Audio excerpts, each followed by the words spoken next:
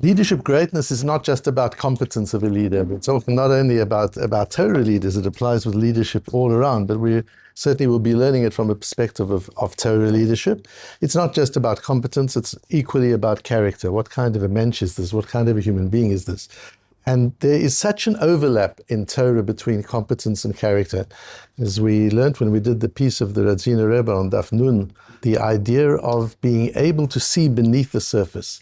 The idea of Rabbi Menachem ben Anshel Kedoshim didn't look at the surface of even a kohen, even something that he handled every day.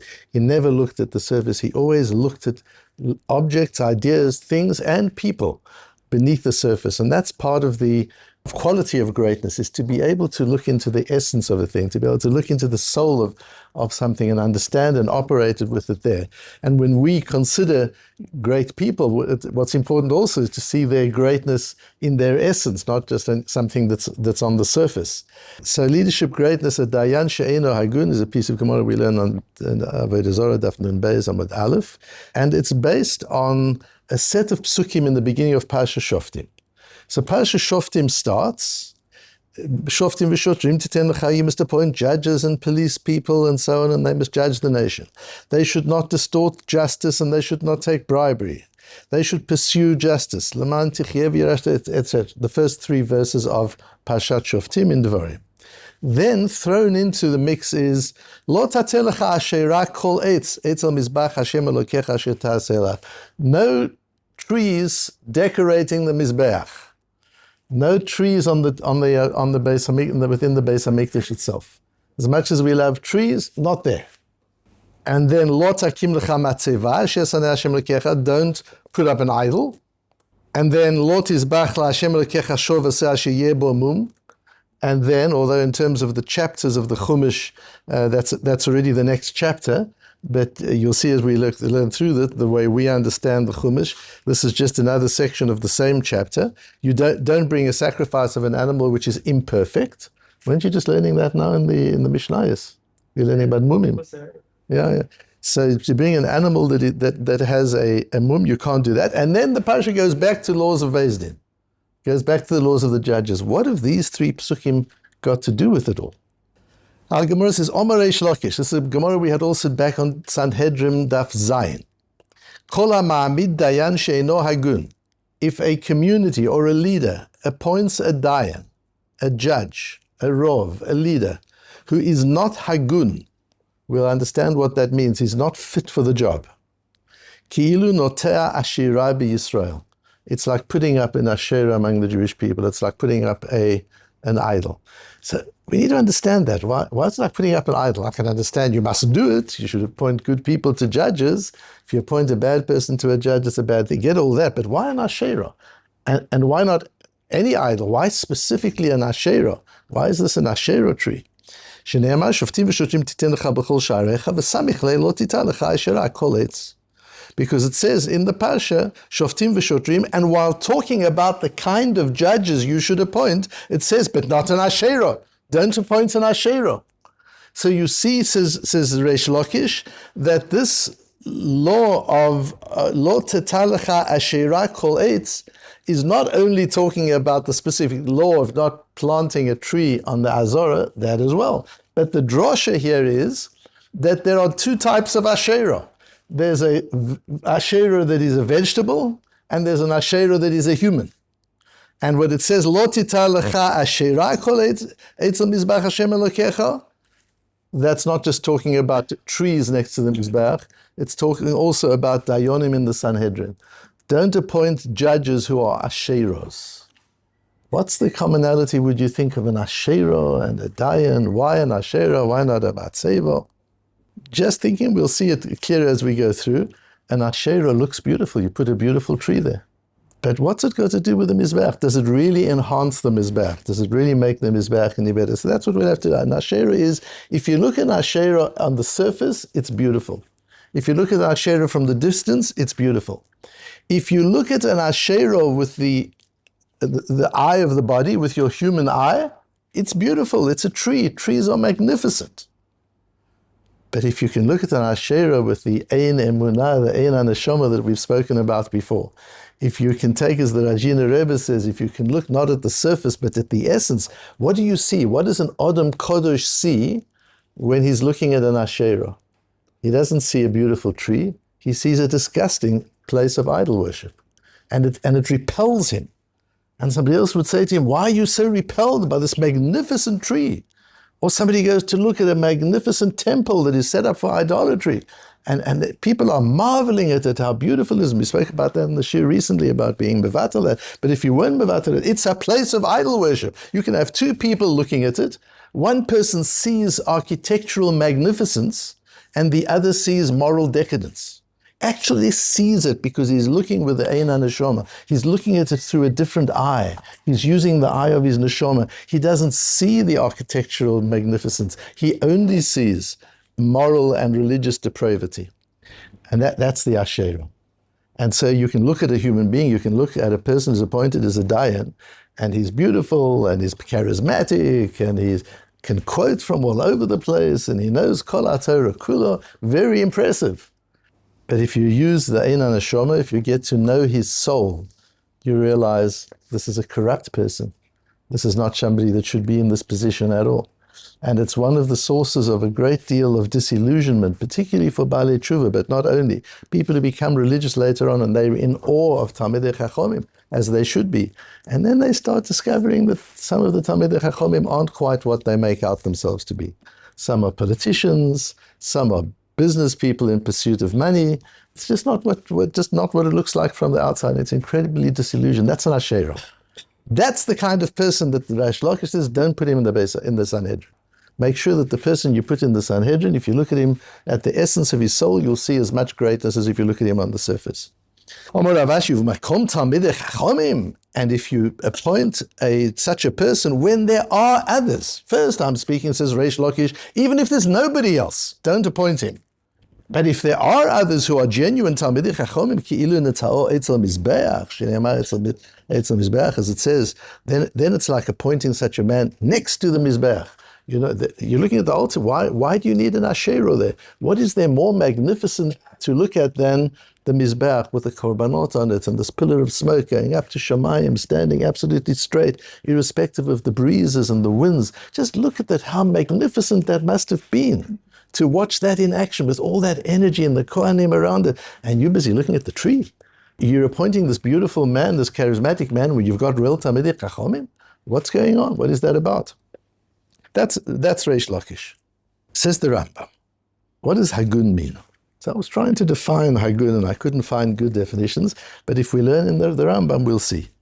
Kol Sanhedrin or Melech Rosh Kolo shehemidu lein Yisrael dayan, if a king or a leader appoints a judge, שאינו הגון ואינו חכם בחוכמת התורה וראוי להיות דיין. The Rambam says three things.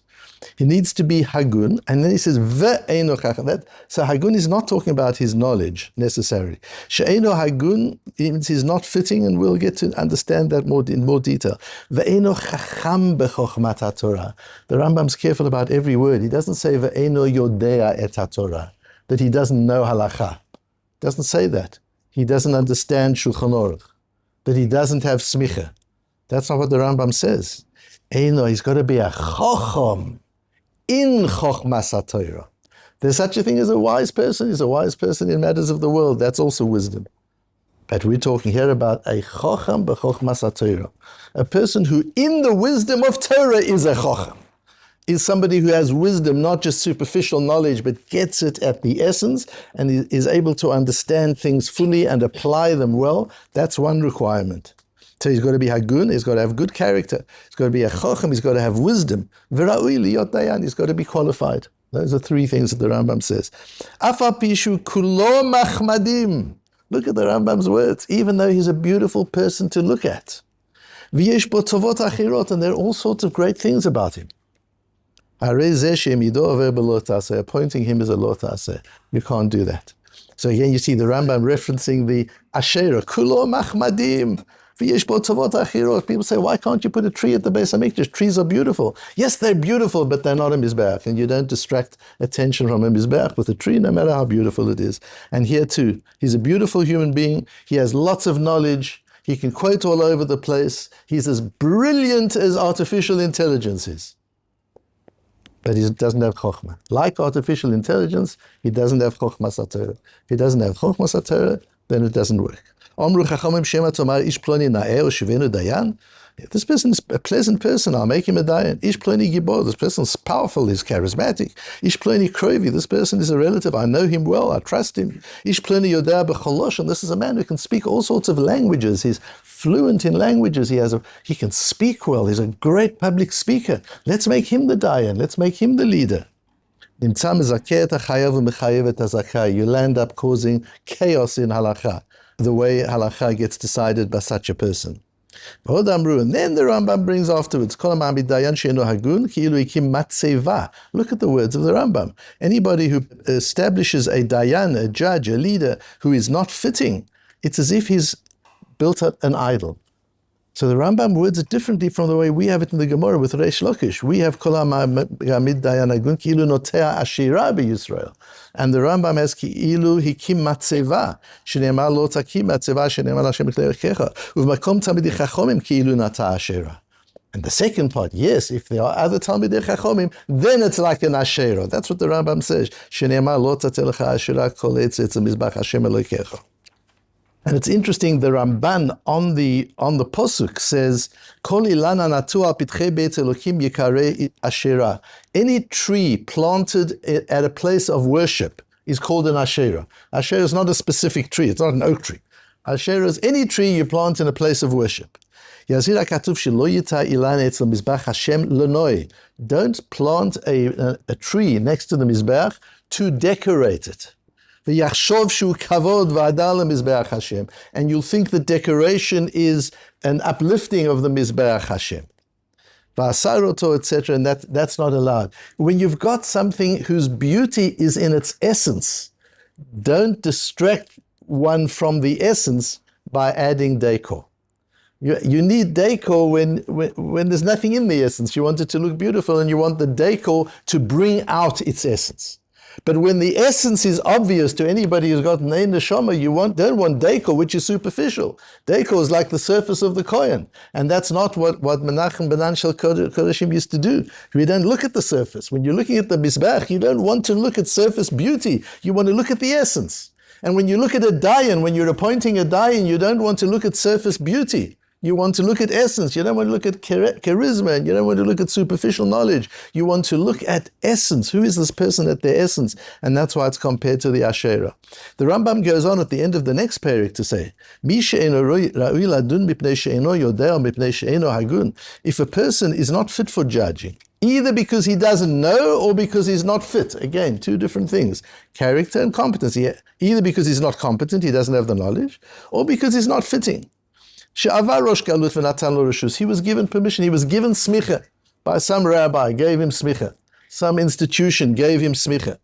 There was a Rov here in Ra'anana who told me just the other day that when he learned in yeshiva and he saw how hard he was learning, how he struggled, how much effort he put in for years and years and years, and he saw some of his chaverim, some of his friends in the same year, and how they used to hang out at the restaurants and the coffee houses and take it easy.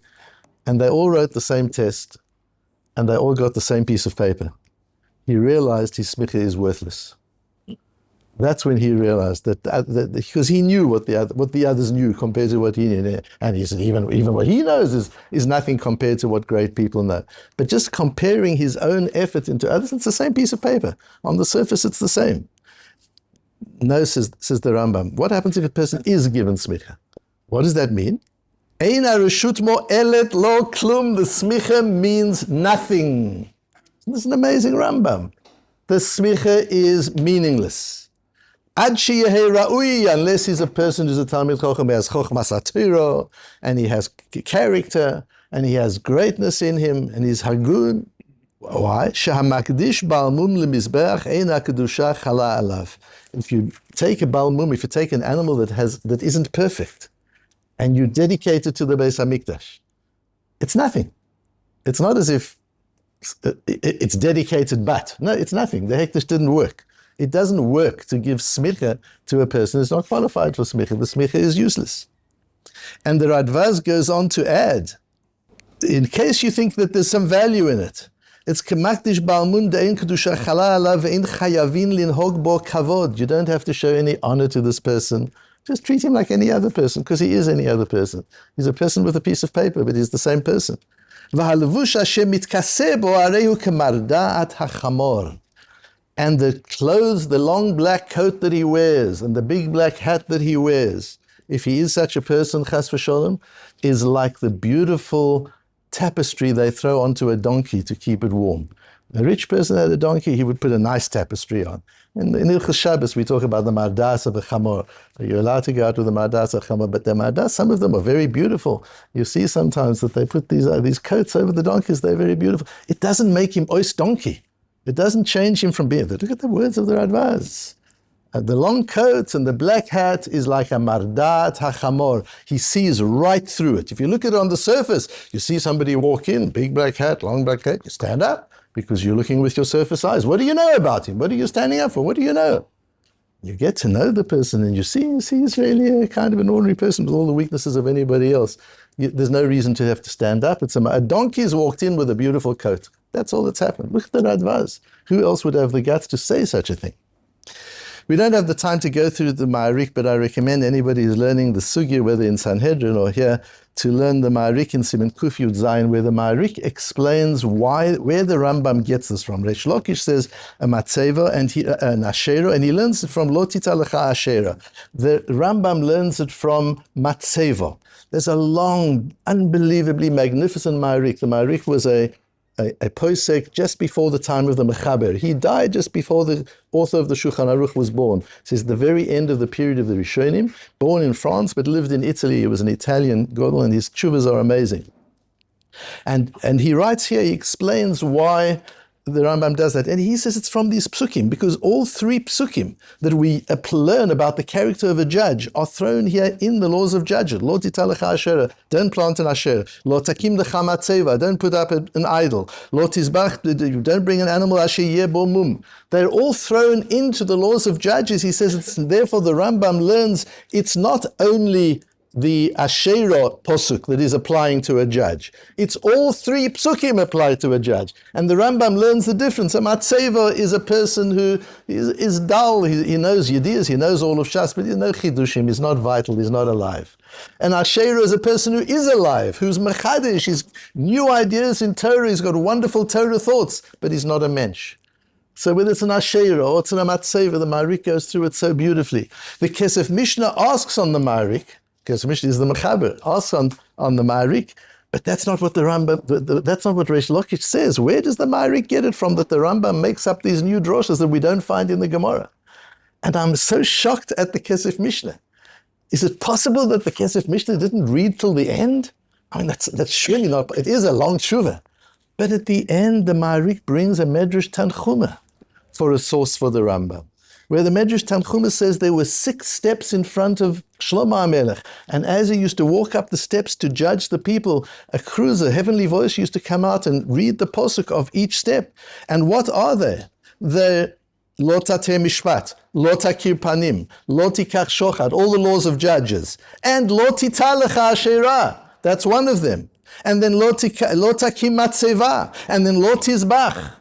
All of these 3 psukim are among the steps that Shlomo used to walk up before he sat down in the Beis Din, because they're laws of judges. They're not just laws, apart from the laws of idolatry, which they apply to it on their surface. In essence, they're also talking about a certain type of person. And Shlomo is reminded every time he takes his royal seat what kind of person he needs to be and what kind of people he needs to appoint around him.